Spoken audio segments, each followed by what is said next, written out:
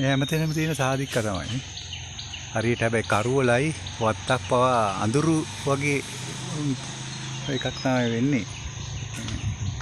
සාධිකවල. ඉතින් මේ මැංගුස් වගාව තියෙන අන්නේ වගේ තමයි යට සාකයක් වැඩෙන්නෙත් නැහැ සාධිකවල. විශාල විදියට සාක හැදෙනවා. අඳුරු ස්වභාවයක් තමයි මේ සාධික වගාව තුළ තියෙන්නේ.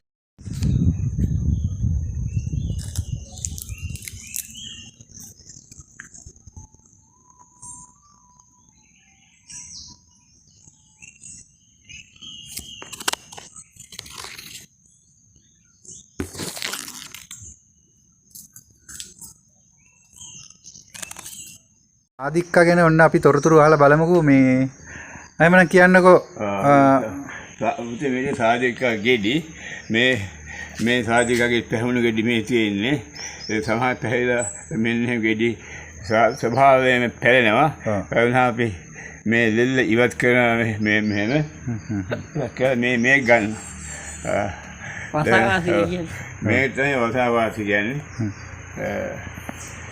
වසාවාසි මේ තියෙන්නේ ඒක හරිය රතු පාටයි නේද? රතු පාට. මේක වේනවා. මේ කිලෝ මිල වදින උච්චාරය දැන් සමහරවිට 7000 ගණන් කරන කිලෝට දැන් මේ දවසේ 5200යි. 5200යි. ඔව්. වේලුණේ. වේලුණේක. එතකොට මේකට කිලෝ එකකට සෑහෙන ප්‍රමාණයක් කඩන් ඕනේ වෙනව නේද?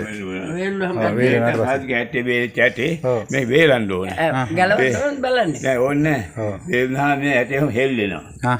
හෙල්ලෙන උට ඔන්නම් මේක වලකොම තරලා මේ අමුෙන් දෙන්න.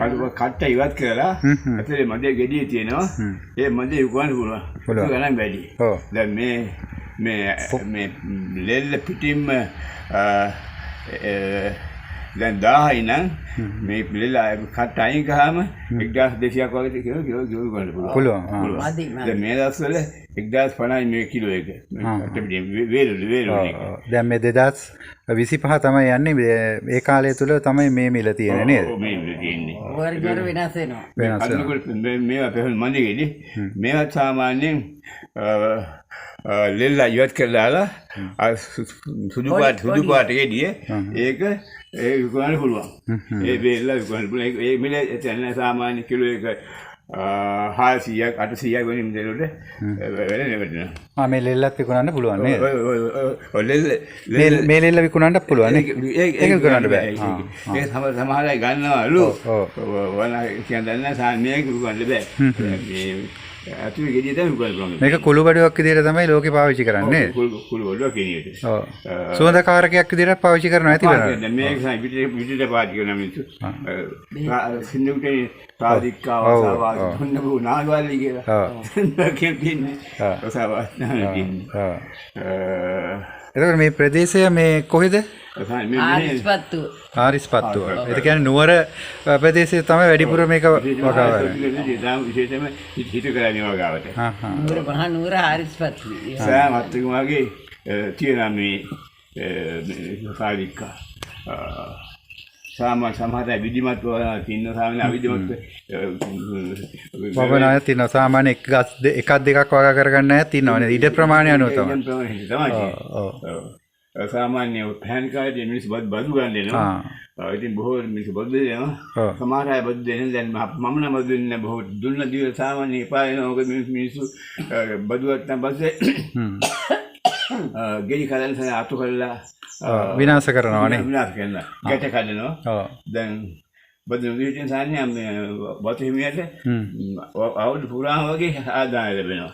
හර කියලා අහුලන්න ඕන. අහුලන්න ඕන. දුරිගේ අහුලනවාම රාම හැදෙනවා. කිලෝ එකක් දෙයක් සාමාන්‍ය විදිහට අහුලන්න පුළුවන්. ඒ වගේ ඒ ගාන විකුණන්න පුළුවන්. අරන් ඉන්න නැත්නම් වේල විකුණන්න පුළුවන්. වේල විකුණන්න පුළුවන් ඒක. හොඳ ආදායමයි. එතකොට වගාව කොච්චර කාලයක් යනවද මේ වගාවෙන් ආදායමක් ගන්න මේ පළ දරන්න කොච්චරද? අවුරුදු පුරාම වගේ මේ ආදායම ගහක් හිටවල කොච්චර කාලෙකින් වගේ? ගහක් සාමාන්‍ය අවුරුදු දෙකක් දෙනවා. ඔව් සත්කාර කරන්න ඕනේ පොහොර දාලා නේද? ඔව්. පෙළතවාන් තියෙනවා. ඒ විකුණන්නේ පෙළතාවල හරි කපල තියෙනවා.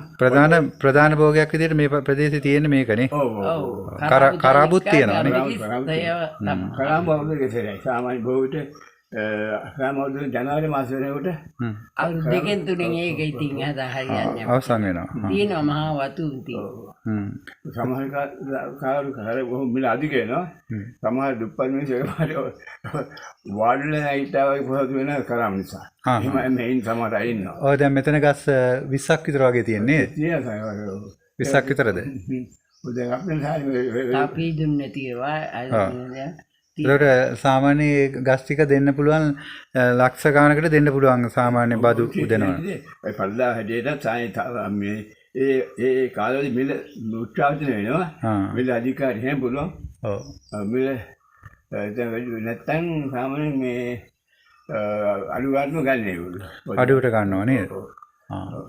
කොහොම කරම් කිලෝ සාමාන්‍ය 3000 ගණන් සත්‍යේනවා. ඔව්. ඒ අවුරුදු වෙනස් නෙවෙයි. සාදික්කා වල නෙමෙයි කරාබු නෙමෙයි සාදික්කා නේද? කරාබු. සාදිකට හැට මිල වෙනස් වෙනවා. ඔව්. ඒ වුණාට සාමාන්‍යයෙන් මගේ නම් අදහස කරාබු වල සාදික්කා හොඳයි. ඔව්. සාදික්කා. ඔව්. සාදික්කා කරාබු අවුරුදු එක දෙයයි. මොකද සාදික්කා හැදෙන්නේ සමහරවිට අවුරුදු පුරා වගේ ආදායක් වෙනවා. බදු දීලා කැඩි නැත්තම්. ඔව්. ටික වැට ඒ කියන්නේ අවුරුද්දකට කීප වතාවක් මේ ගෙඩි හැදෙනවා කියන එක නේද? හැදෙනවා. හැදෙන ගෙඩි වරිම අනුක්‍රමයෙන් මේ බෑන්නේ. ඔව්. එකපාරට බෑන්නේ නෑනේ. ඒ විදිහට. ඒ කියන්නේ අවුරුද්ද පුරා හැදෙනවද? අවුරුද්ද පුරා හැදෙනවද නැති කාලයක් තියෙනවද සාදික්කා? සාදික්කා තියෙනවා. අපිට නිතර වගේ එක දෙක පැහිලා එහෙම තියෙනවා. වැඩියෙන්ම මොන වගේ කාලෙටද මේව කඩන්න පටන් ගන්නේ හැදෙන්නේ? දැන් මේ කාලේ තියෙනවා. ඔව්. සාදික්කා. ඔව්. එතකොට මැයි මාසෙ විතර වෙනකොට තියෙනවා නේද?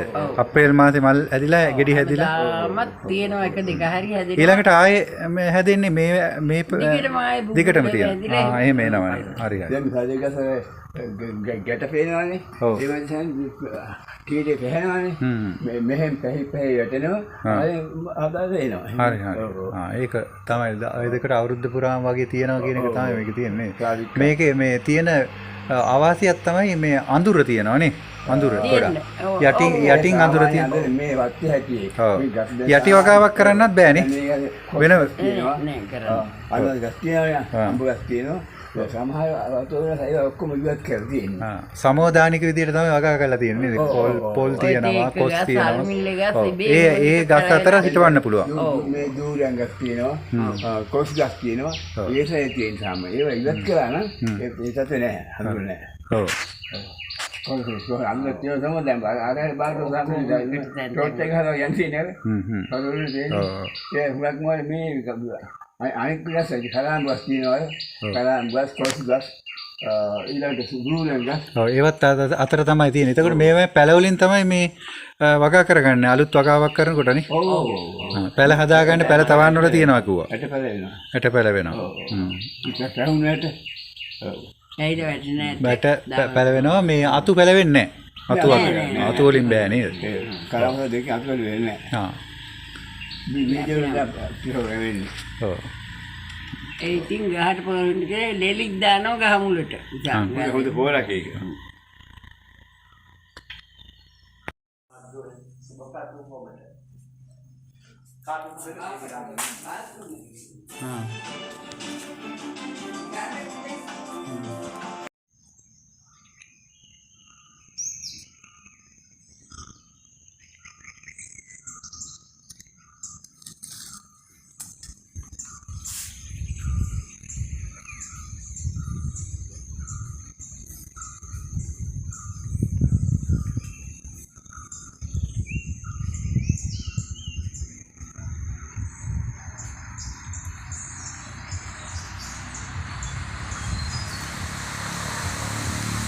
මේ තියෙන සාදික්කා ගහක් තමයි තින්නේ. නෝර පළාතේ තමයි තියෙන්නේ මේ සාදික්කා විශාල වශයෙන් ව්‍යාප්ත වෙලා මම නම් දැක්කේ කඳුකරේ දේශගුණයේ තියෙන සදාහරිත දේශගුණයක් තමයි අවශ්‍ය වෙන්නේ මේ සාදික්කා ගහට. ඉතින් මේවා මේ පළාතේ විශාල වශයෙන් වගා කරන ශාකයක් තමයි.